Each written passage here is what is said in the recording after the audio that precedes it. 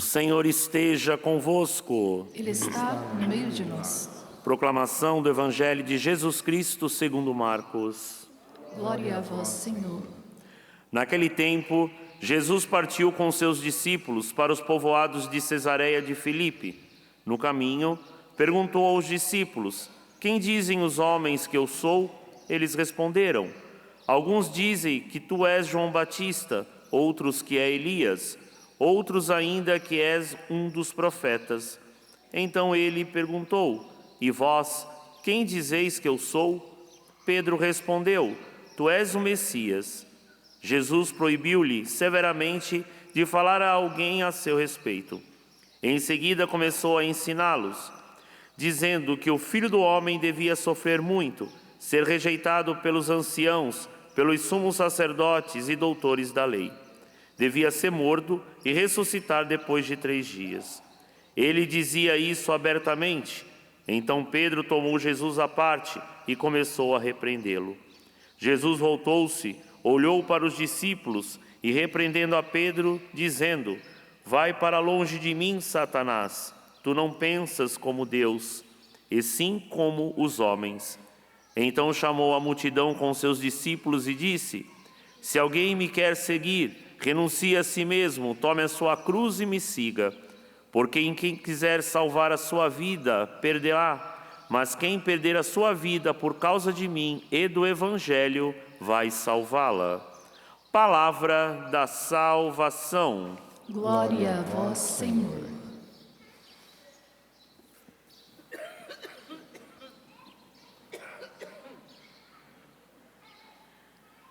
Caro diácono, amados irmãos e irmãs, nós vivemos numa época, num tempo, onde se busca ao máximo, ou aonde se busca um modo de viver sem muita dificuldade. Se busca o bem-estar. Eu tenho que ter um bom salário, uma boa casa, um bom carro, acesso às coisas, ter uma vida não muito exigente, ter saúde. Então, a necessidade humana de bem-estar, quer dizer, de não sofrer muitas coisas, tem sido a busca de todo o ser humano, seja no plano físico, que é o que mais pega a gente, como também alguns poucos no plano espiritual. Porque o bem-estar espiritual é quando nós nos sentimos inteiramente entregues na mão de Deus. Onde o bem-estar físico e social fica em segundo plano, fica segundo a providência de Deus, e não a nossa providência, que muitas vezes nós roubamos de Deus o tempo para dedicar a uma coisa que vai se acabar. A liturgia de hoje nos fala de sofrimento, nos fala de fé, nos fala de vivência, de coerência de vida. E olhando para tudo isso que nós ouvimos, como que eu estou na minha fé, na vivência da minha fé? Como que eu aceito dentro desta fé, dentro da vivência desta fé, as dificuldades, os sofrimentos? Porque a primeira leitura, o servo que sofre bofetadas, cusparadas, e ele não desvia o rosto das agressões e de nada. Por que que ele faz isso? Ele é um bobo? Ele é, como a gente costuma dizer, né? Larga de ser bobo, deu, levou, né? Devolve na mesma, até pior do que você recebeu. Por que que o servo tem essa atitude de não virar o rosto, deixar as pessoas baterem nele? Uma vez, quando eu era pároco na Catedral de Ribeirão Preto, surgiu uma situação dentro da catedral que se voltaram contra mim. E me bateram, quer dizer, me bateram e eu não resisti. Até o ponto de dizerem para mim, está doendo em nós, de tanto que a gente provoca o Senhor, bate no Senhor e o Senhor não reage. Por que o profeta não reage? Porque ele tem uma confiança tal em Deus e uma certeza tal de que do que o que ele falou e do que o que ele está vivendo é a vontade de Deus.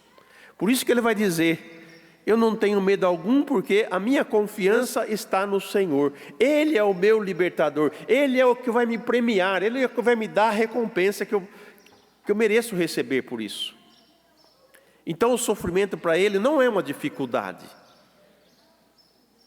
O sofrimento para ele é uma vitória.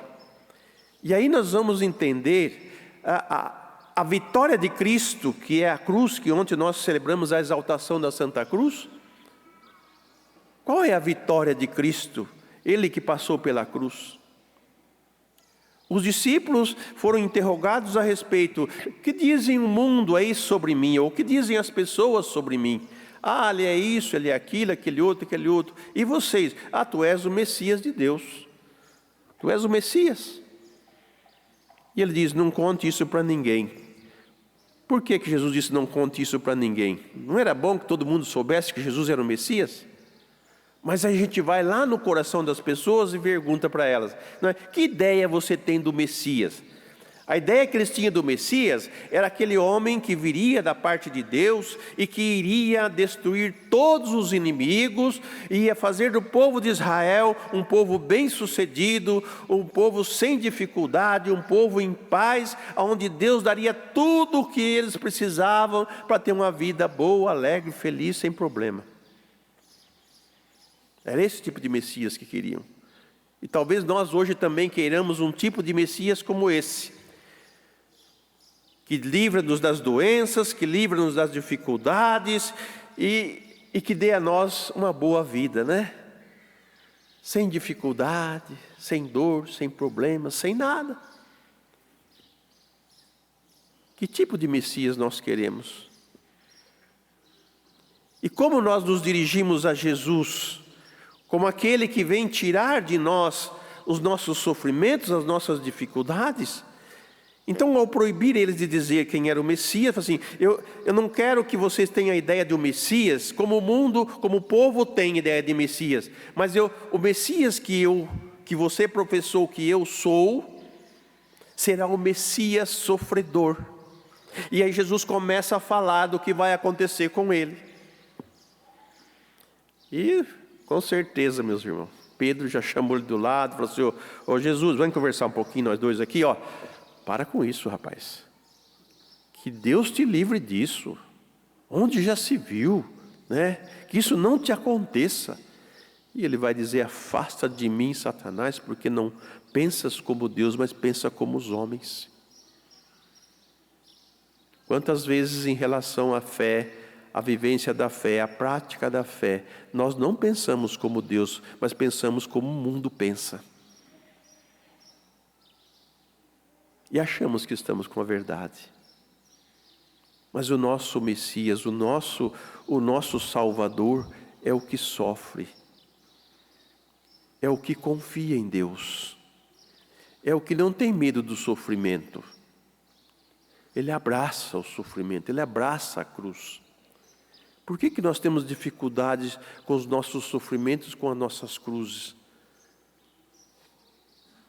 E nós pedimos a Deus, Senhor, livra-nos desse sofrimento, Senhor, livra-me desta cruz, Senhor, me livra dessa dificuldade. Quando no fundo nós temos que nos livrar é de nós mesmos e de nossos pecados. Porque Jesus vai dizer, quem quiser ganhar a sua vida vai perdê-la. Quem quiser ter vida boa, sem dificuldade, sem nada, vai perdê-la, mas quem perder a sua vida por causa de mim, vai ganhá-la, gloriosa, bela, bonita e para todo sempre, porque o sofrimento desse mundo passa, as dificuldades desse mundo passam, e nós também passamos, e vamos para uma realidade que não é mais finita, mas infinita, eterna. E aonde está a nossa confiança? Em quem nós confiamos? Em Deus. Se nós não confiamos em Deus, nós confiamos em nós mesmos e naquilo que nós somos capazes de realizar. Parece complicado, mas não é não. É simples demais para entender isso. Tanto que o apóstolo na segunda leitura vai dizer para nós, olha, você diz que a salvação vem pela fé, basta acreditar. Nós temos muitos irmãos que pensam assim, basta acreditar em Deus, acreditar que Jesus me salvou, eu já estou salvo, já sou santo, já sou perfeito, não tem que mudar nada em mim, só crer em Jesus, pronto. E alguns se justificam, porque eu creio em Jesus, eu posso fazer todo tipo de coisas erradas, mas eu estou salvo porque eu acredito em Jesus. Paulo vai dizer, cuidado, se você diz que tem fé, mostre a sua fé pelas obras que você faz. Coerência entre aquilo que eu digo que acredito e aquilo que eu vivo. Se não houver coerência, quer dizer, se não houver essa integridade, eu sou mentiroso. Porque quem crê em Deus, quem confia nele, age na fé. Como o profeta age na fé.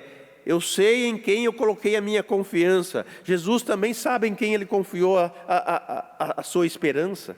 O Pai está comigo. Mesmo que todo mundo vá embora, o Pai está comigo. Então é no Pai que eu confio. Então não temos sofrimento, não temos dificuldade, não temos problemas. Ao contrário, porque eu confio em Deus, eu sei que tudo isso vai passar. Quem se lembra da última dor de barriga que teve? Não passou? Você não parou nela lá, não ficou nela. Ela passou. Dor de dente, quantas vezes? Cálculo renal que eu já tive, né? É uma dor terrível, mas passou. Ou essa pedra sai, ou a gente tira ela. Resolveu o problema. Mas eu passei por aquele sofrimento, eu passei por aquela dificuldade.